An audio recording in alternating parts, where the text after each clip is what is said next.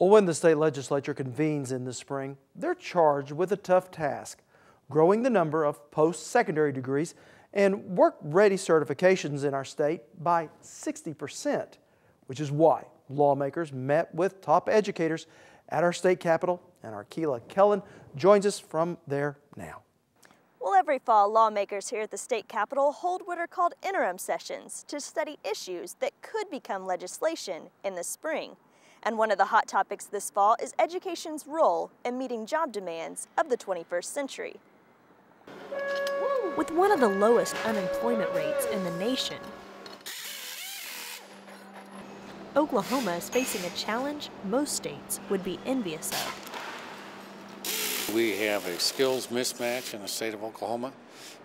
We don't have enough people with the skill sets to be able to go out and fill the jobs that we have right now. Which is why Senators Jim Halligan and John Ford brought educators to the state capitol to create an education strategy that meets industry needs. And match them up with our own courses so that Tom Friedemann is the superintendent of Francis Tuttle Technology Center.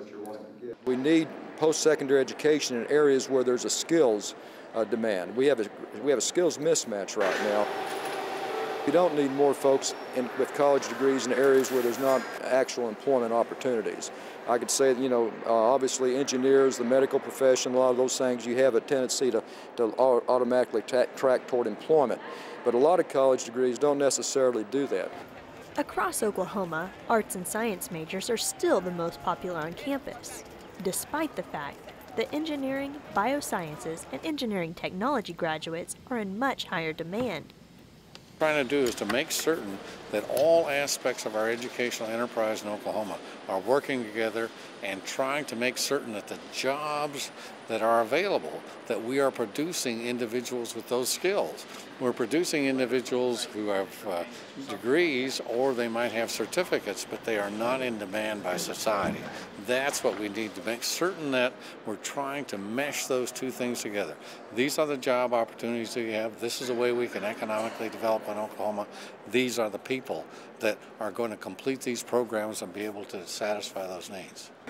At all 29 of the tech centers across Oklahoma, high school students are taking part in what's called a cooperative alliance, a chance to earn college credits while still in high school.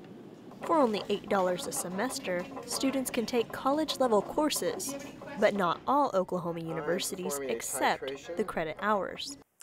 And here's why. Usually university faculty will have earned their bachelor's, master's, and then PhD before entering the classroom. But on the career tech level, their instructors typically come straight from industry, where such degrees don't carry the same weight. So what we are talking about are basically two educational philosophies, one research-based and the other industry-based, that have come together to produce the skilled students in demand today. And I think after the interim study today, there's a lot of dialogue that takes place between faculties, college faculties. Are they going to allow the different credit that we offer at a Career and Technology Center? Are they going to give us 30 hours of credit or 3 hours of credit? And that all really starts at the faculty level when you start dealing with higher ed. Greg Winters is the CEO of Canadian Valley Technology Center. Of our folks that come out of industry we hire don't have credentials, they don't have college degrees and whatnot, and that seems to be a big stumbling block. And so we've got to work on that to try to streamline that alignment between higher ed and the career tech and the courses that we offer. A dilemma that the head of Oklahoma Career Tech System says can only be solved if everyone works together. We've got to make the parents and counselors, people in the field, aware that there are definite pathways to success. They may end up with a certificate, a credential, or a license that leads to a good paying job that they can still go on and move into other areas. Then we need to know, what is it going to take, all right? I think it's going to take additional resources, additional money, let me be straightforward, but we need to build a case for that. So what we're doing is we're trying to interact with the leaders, both from industry and from education throughout the state, and say, all right, if we're going to move this state forward, what do we have to do? Classes, it really depends on the student, and so again, I don't know what percentage of those students are paying that particular rate.